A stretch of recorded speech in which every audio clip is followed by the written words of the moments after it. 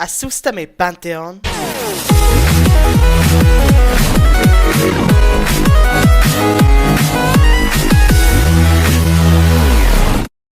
Hello and welcome again, ladies and gentlemen. Today we're gonna move away from the tank reviews shortly and we'll have a look at this hacker lady.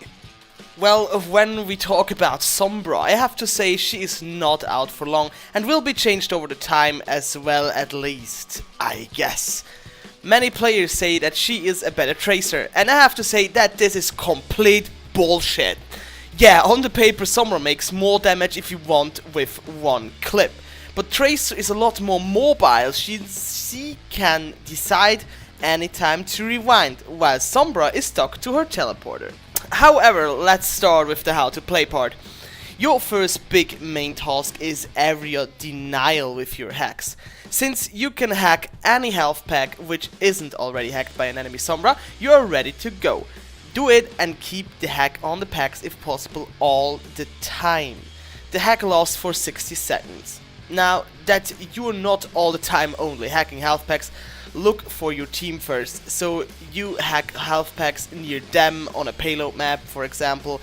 If you have the time and chance, hack health packs near the enemies, so you have the advantage. Hacking health packs let them spawn really quick, like really massively more quick, like 2 seconds or something. If you get into a one-on-one or more, stay near the pack and use it all the time and just start shooting the enemy. You will most likely win any one-on-one. Maybe I should tell you that you are most likely to win any one-on-one in this situation. If you have no health pack, no teleport and stuff like that, and you're not coming from invisibility, you will have a pretty hard time because your setup is to be set up before the enemy is coming towards you. So keep that in mind if you want to one-on-one someone. Next big task is taking out players, best or supporters, second or mostly tanks. Since you have a lot of spread, you want to be almost point blank at the enemy. Place your port safe and maybe over a hacked health pack. Go invis and run to a sub. Start shooting almost point blank and kill him. You deal damage as long as you can and as long as your port is active. When you're dying, port back. And if you are not dying and your port is running out, just port back as well. There were a lot of situations I thought I can still kill a second person and oh come on, it's so close, and it didn't work. I died because I ignored the port. It's really important that you pull out of the fight even if your target isn't dead. You want to disrupt them. You want to then kill them only secondly if you want so. I mean, if they have to deal with you or they are dealing with you, you already did your job. Your team will make the rest working, don't worry. Tell your team when you are attacking and who. Maybe someone joins you and attacks as well, or they know when the right time is to engage to make the best rumble. In a chaos, you have the best chances to operate, don't forget that. Your third main task is hacking and attacking tanks.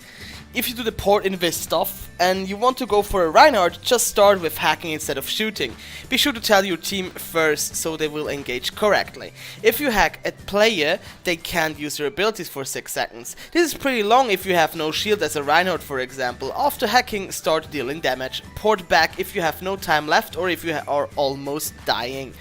You are a good damage dealer against tanks, but don't forget they mostly have a healer, so in these seconds you have to destroy the tank. You must damage about 500 health down and the heal he is receiving. Only attack only a tank if he's low and you are really sure you will kill him. Directly attack, I mean, without the hack. Same goes for Bastion. If he's your team's problem, kill him directly or hack him and then kill him. He can't do that much against you because yeah, he's getting out of his third form. Just to be sure, I've mentioned that if you have a hard time to hack the tank because it's channeling, so you can't have a damage on you until the hack is out. Don't try it. Then rather damage someone, a support or a tank, if you can't hack them because it's not enough chaos, I guess. But however, if you have the chance of a low health hero on a open mercy, whatever, do the damage and kill them or kill the tank, whatever. Just do the rumble so everyone has the attention on you. This is your job. Your last main task is your ultimate. Your ultimate is an EMP. The EMP will take away all kind of shields from the enemy team, even if they are on at the same time you are doing the EMP. For example, Lucio's Sombra will lose its effect too. Additionally, the player hit by an EMP can't use any sort of ability. That means no E, Shift or Q for the time a player is hit by an EMP. Best way for using this ultimate is offensive with another ultimate from your team like Pharah or McCree, whatever. This means you will have to communicate the EMP exactly, so you will have a follow up at the right time. The other way is that you will use it for defense. A Lucio uses Sombra and an Ana Nina boosts the Genji running into the spot ready to wreck your team. Pull your EMP out and your team is ready to kill them on the engage. Mostly there is no follow-up needed, but if they are not dying and your soldier has an ultimate ready, just pop it and get ready for PODG. You see, there are a lot of scenarios where you can use your ultimate. You will get into the practice of how and when while playing. Okay, alright. Let's move to the tips and tricks part. Number 1. All players getting hacked can still use passive abilities, wall ride and stuff like that. Just to say it, Bastion's turret mode is not passive and will kick him out of it. Number 2. If you take damage while hacking, it aborts. Number 3. Hack players while they reload or when Genji deflects, etc. That's the easy way to hack them.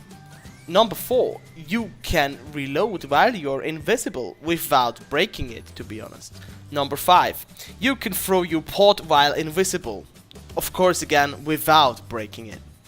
Number 6. When you port, it shows the direction where you ported around your character when you fade away, if you won't so. Keep that in mind, because people are going to get used to you as a Sombra, so they will check where you are fading away, for example which direction, will run towards that, mostly into a health pack, maybe you're there. Number 7, you pair good with a lot of characters if you communicate well. Keep that in mind, you are not a self damage dealer that can do anything, but you pair good with other damage dealers. Number 8, your invis breaks if you're getting damage. It doesn't matter which damage. Number 9, Sombra can be played in attack and defense as well. You just have to communicate and be at the right time at the right spot. Like Tracer, you can play her on attack and defense. Number 10, you can't hack, you can't anything until the game starts. Keep that in mind.